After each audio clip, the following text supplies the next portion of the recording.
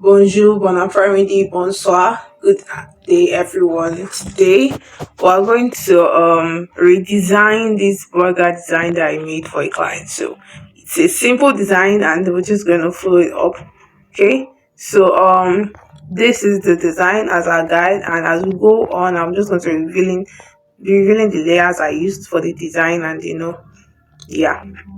So let's get right into it. The first thing I did when I started this design was that I wanted to start out with a white background against the red text, but then it didn't work out.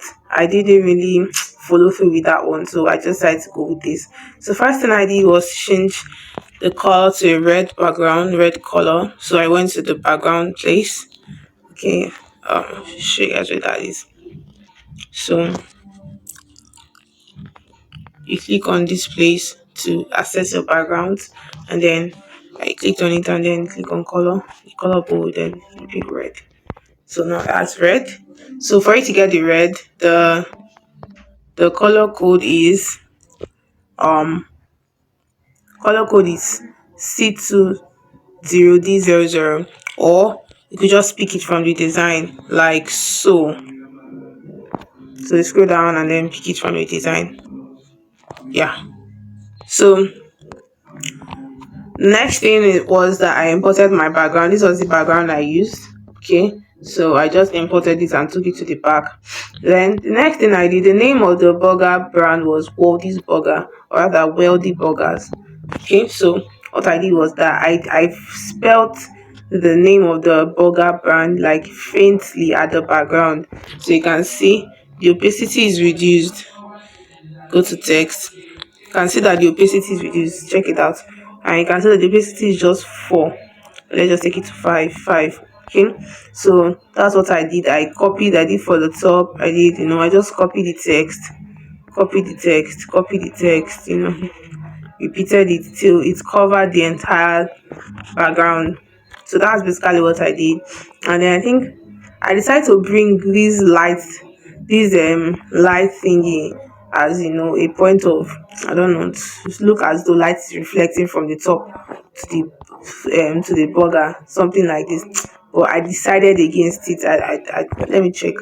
Don't think I ended up using it. Okay, I think I used it, but let's just move. Let's just move. So when I after copying that text, the next thing I did was to bring out my burger. Now, when I imported the burger, it was kind of like this size, I guess.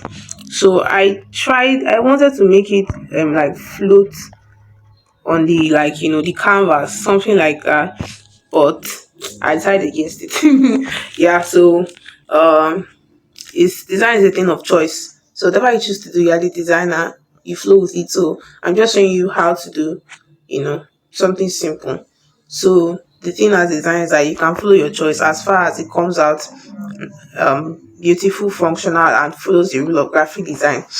So next thing is that I increase the size of burger. Okay. Yeah.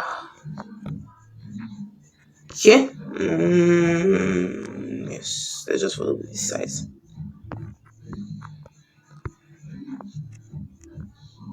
Let's just follow that size. Okay, so I go my layers and then I lock it to avoid unnecessary movement.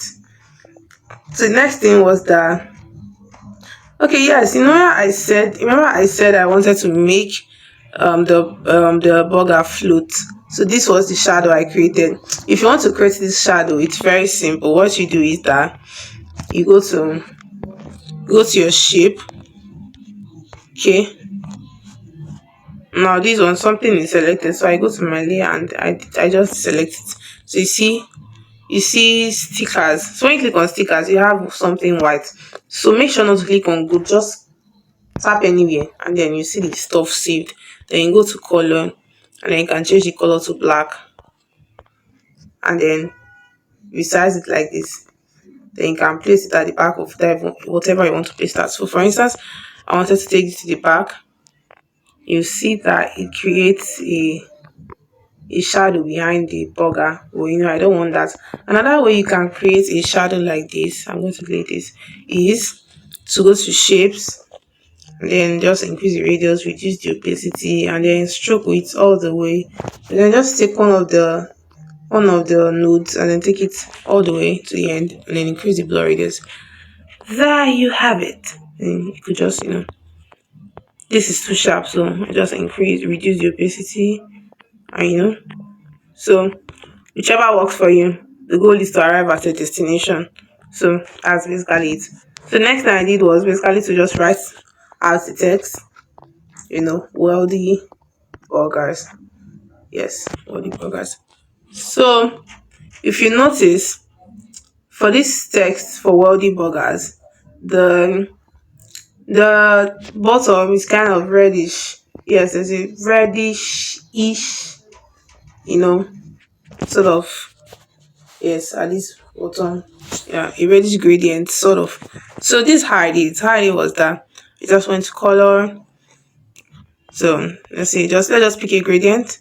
Let's just pick this one, and then you can see the gradient of white to, or rather black to white, but what we need is something of red to white, or white to red rather. So just pick the color square or rectangle and then take it back, exchange it.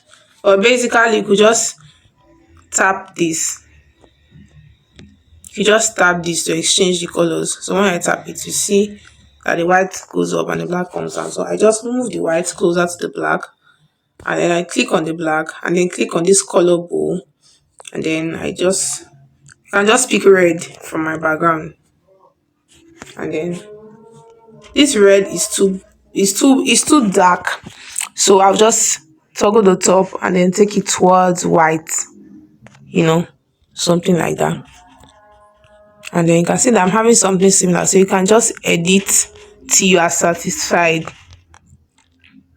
So we have something similar. Now the burger is covering the wealthy burger, so I'm going to increase the size of the burger. Sorry, rather reduce the size of the burger. So there you have it. Okay, so you can read the burgers. Okay, so I'll lock it again. So the next thing, we're already getting closer, is to add the information. So added the information. Okay, what I first did was that I created a square or a rectangle and then placed it in front of the burger, and then I started creating another square to put the information. So how I basically did this was that creating a square is easy, but now the way I created this one that has a black stroke and then a red shadow is basically this. Now check this out. Create a shape and then just the particular size. Okay, and then when you scroll down, you're going to see stroke width. Just take it to 1 or 2 or whatever works. Then you can see your black stroke. Then you scroll down and go to shadow. Now when you click on your shadow, it immediately appears as blurred, but you take the blur radius down to 0 and just give it a red, very bright red, and then take the offset X to 7 or 8, the Y to 8, and there you have it. You have something similar. So that's basically it. So make yours follow through. So the reason why I changed my mind from using a white background to a red background, the client wanted the design to pop.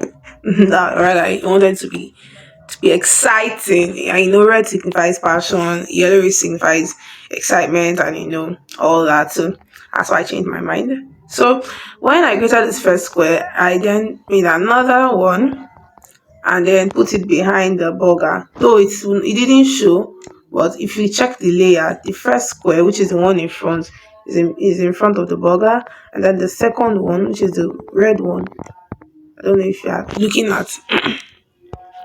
If you look at this point, you see what I'm talking about. So if you look at this first one, order.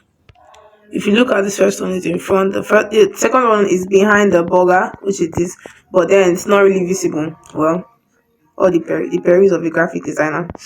So that's basically that was that for the venue or the address, and then I just clicked contact us, and I repeated the same thing and then I put order now.